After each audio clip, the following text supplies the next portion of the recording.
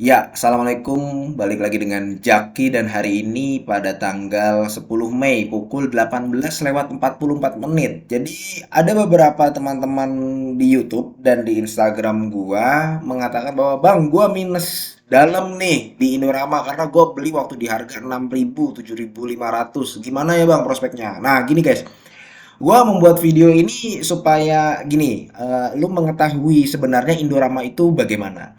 Indorama itu dia dikuasai oleh Indorama Holdings dan dia memiliki 67%. Dia juga dikuasai oleh PT Irama Investama dan masyarakat ini hanya 7%. Jadi sebenarnya saham ini tidak liquid, bisa dikatakan tidak liquid. Nah, yang kedua, Indorama Holdings BV ini ada di Rotterdam, di Belanda. Jadi Indorama itu grup besar, termasuk salah satu grup besar yang ada di dunia. Sama kayak inilah, kayak Unilever gitulah modelnya. Dan Indorama Sintetik yang ada di Indonesia, Indorama Sintetik Tbk yang Indonesia itu hanya bagian kecil dari grup Indorama.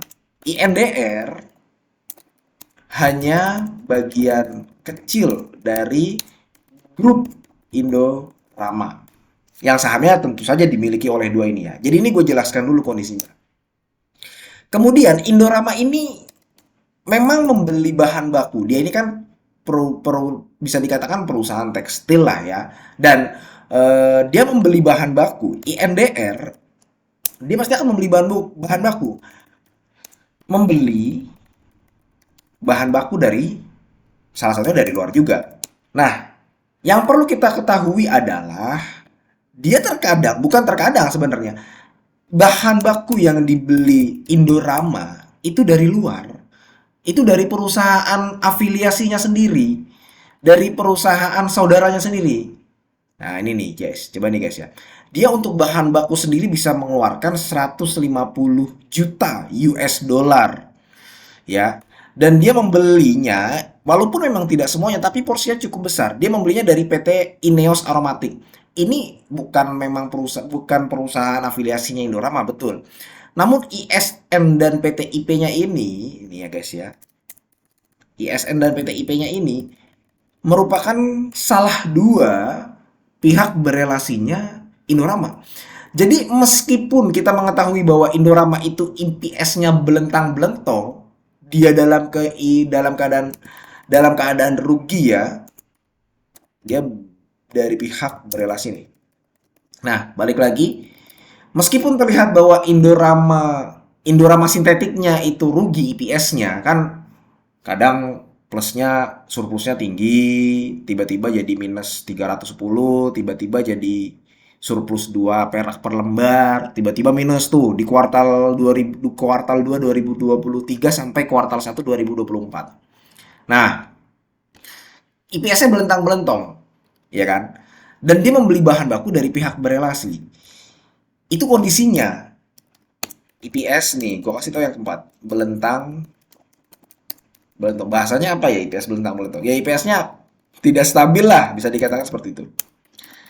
Nah, betul memang IPS-nya tidak stabil. Betul memang si Indoramanya yang sintetik TBK mengalami kerugian. Tapi secara grup, mengingat dia membeli bahan baku dari pihak berelasi, belum tentu grup Indorama yang besar di dunia itu mengalami kerugian, guys. Seperti itu, guys.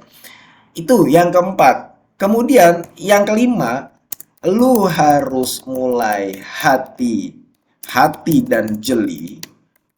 Kita harus melihat gini guys, di laporan keuangannya ya, kita harus paham di sini ada yang namanya pendapatan ya. Kemudian ada yang namanya beban pokok pendapatan. Di sini mencakup pembelian bahan baku, kemudian penyusutan, kemudian pembayaran tenaga kerja dan sebagainya gitu ya. Masuk ke dalam sini. Kita harus mulai jeli perusahaan manapun, nggak cuma Indorama. Kita harus mulai jeli ketika gross profit marginnya minus. Nah, Indorama ini minus. Di sininya gede nih. Beban pokok pendapatannya lebih besar daripada pendapatannya. Nah, kita sudah mulai harus hati-hati di sini. Berbeda kondisinya apabila di sininya masih plus, tidak mengalami kerugian. Kemudian dia ada di sini nih guys yang besar. Contohnya apa? Kayak Indika, kayak Toba, Terkadang ICBP juga kan. Biasanya yang muncul di sini itu adalah beban keuangan. Dia harus membayar bunga, entah bunga bank, entah bunga obligasi, entah ada kerugian selisih kurs, kerugian penurunan atas nilai investasi. Kan ICBP sempat mengalami kan pada beberapa kuartal lalu gitu ya, di kuartal 1 2024 apa kalau gua nggak salah, atau kuartal 4 tahun 2023. Nah, itu karena ada pengeluaran di sini. Nah, itu nggak masalah. Berbeda dengan perusahaan yang memang sudah mengalami kerugian ketika di laba kotornya. Nah, itu yang harus diperhatikan dari Indorama. Jadi, melihat kondisi-kondisi ini guys ya, kalau gua sih ya kesimpulannya, kan ada orang yang mau masuk nih. Karena jujur aja, gue tidak anti dengan saham seperti ini. Justru, terus terang, gue tertarik dengan saham seperti Indorama ini. Karena mau bagaimanapun, mau dia sudah saat ini berada di harga 3.000 ya guys ya. Di sini guys.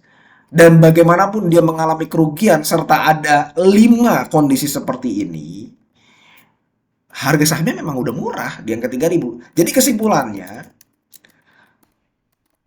biarkan market menghukum dahulu. Kan gini, ada 5 kondisi, ada 6 bahkan. Industri tekstil belum bangkit. Kan industri tekstil termasuk yang terpukul dan itu erat kaitannya dengan si Indorama. Dan ada 7 malah nih.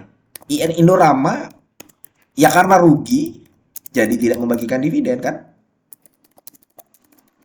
Nah, apalagi, tapi gini guys, di antara 7 kejadian ini, biarkan dahulu, kesimpulannya nih ya, biarkan dahulu pasar menghukum saham Indorama.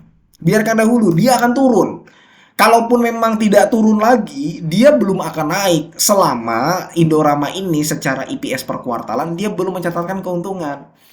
Nah, kalau misalkan harga murahnya kapan? Ya sebenarnya sekarang sudah harga murah guys, Indorama itu. Dia sudah di harga PBP 0,31 itu sebenarnya sudah saat ini sudah murah ya guys ya. Karena memang gini, waktu tahun 2020 dia memang turun sampai ke angka 1.800. Tapi lihat tahun 2020 dia masih ekuitasnya di angka 276 juta US dollar. Sekarang sudah di angka 400-an lebih guys. Coba nih ekuitas Indorama ya guys ya. Nih, dia sudah di angka 400. Artinya price to book value atau PBV-nya mengikuti. Dan di harga 0,30 sebenarnya, nggak usah berharap ke 0,2 deh. Di harga 0,3 atau di harga 3.000, ya sebenarnya sudah murah. Lihat dia udah minus berapa kuartal, harganya masih di sini-sini aja kan. Lihat 3.000 nanti naik 3.500, 3.400 begitu.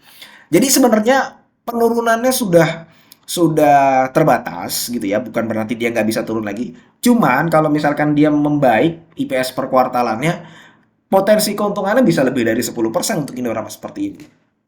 Ya mudah-mudahan video ini bermanfaat dan semoga lu sehat selalu sehingga kita bisa bertemu kembali di video-video selanjutnya. Ini bukan ajakan jual beli. Gua akhiri, wassalamualaikum warahmatullahi wabarakatuh.